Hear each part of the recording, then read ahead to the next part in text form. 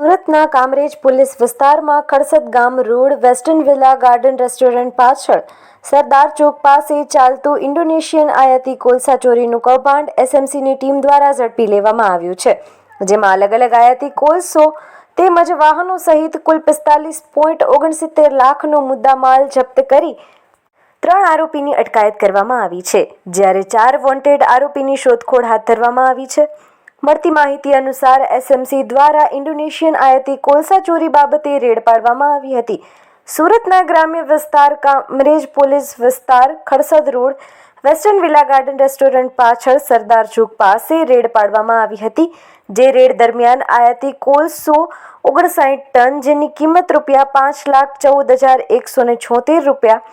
Mix કોલસો 8 ton જેની કિંમત ₹32,000, વેસ્ટ કોલસો 34 ટન જેની કિંમત ₹70,000 એમ મળીને કુલ 13,80,000, 5 મોબાઈલ જેની કિંમત ₹40,000, ટ્રક જેની કિંમત ₹30 લાખ, હોન્ડા સિટી કાર જેની કિંમત લોડર મશીન જેની કિંમત ₹7 લાખ ગણીને કુલ ₹45,59,555નો મુદ્દામાલ જપ્ત કરીને આરોપીઓની ધરપકડ કરીને વધુ તપાસ હાથ ધરવામાં આવી હતી।